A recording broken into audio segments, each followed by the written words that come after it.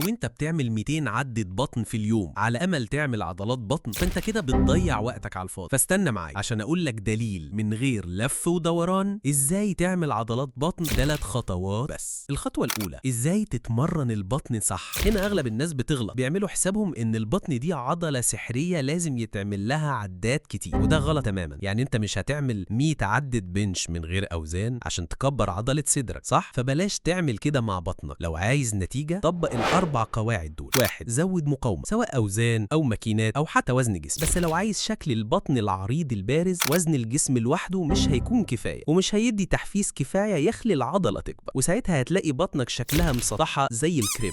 2. خليك في رينج من 5 ل 15 عدة. لو بتعمل اكتر من 20 عدة من غير ما تحس انك هتموت، يبقى زود صعوبة التمرين. 3. التدرج في الحمل، بروجريسيف اوفرلود، يعني كل فترة تزود وزن، تقلل الراحة بين الجلسات او تبطئ الحركة في كل عدة عشان تفضل العضلة تكبر. 4. تمرن البطن مرتين في الاسبوع بس، ده كفاية وزيادة. مش محتاج تدوس عليها 4 مرات في الاسبوع، العضلة محتاجة راحة عشان تكبر. الخطوة الثانية، تعمل التمارين الصح عشان تضرب كل حاجة، البطن العلوية والسفلية والجانبية. 3 تمارين بس كفاية. 1. كيبل كرانش للبطن العلوي، ممكن كمان تستخدم ماكينة الكرانش او بنش مايل مع وزن. اهم حاجة تحني العمود الفقري، مش بس تحرك دراعك كأنك مجنون. 3 مجموعات من 10 ل 15 عدة، دقيقة راحة. 2. ليج ريزز للبطن السفلية، لو الرجلين مفرودة صعبة عليك مفيش مشكلة، اتني ركبتك واعمل ني ريزز، نفس الكلام. 3 مجموعات 10 ل 15 عدة، دقيقة راحة. 3. سايد كرانشز للجانبية اوبليكس، افضل حاجة كيبل سايد كرانش عشان سهل تزود الوزن. ممكن برضو تعمل سايد بلانك ريزز، برضو 3 مجموعات 10 ل 15 عدة، دقيقة راحة، وخلاص. مش محتاج تعقد الدنيا. الخطوة 3 بقى، لازم تخس دهون. هقول لك الصراحة، انت فعلا عندك عضلات بطن، والله، بس مستخبية تحت خزان الشتاء اللي في بطنك. البطن بتتعمل في الجيم لكن بتبان في المطبخ، وده معناه لازم تعمل عجز سعرات، يعني تاكل سعرات اقل من اللي جسمك بيحرق. ابدأ بعجز حوالي 15% اقل من سعراتك اللي بتحافظ بيها على وزنك. الخلاصة، زود الحمل تدريجي، استمر، ولو وصلت لحد هنا يبقى واضح انك جاد في موضوع السكس باك. فايه رأيك نكمل المشوار سوا؟ اعمل سبسكرايب وفعل الجرس عشان المرة الجاية هقول لك تمارين واسرار محدش بيشاركها غير للناس اللي فعلا عايزة توصل. وافتكر، الجسم المتناسق مش حلم، ده هدف، والهدف ده هخليك توصله بإذن الله.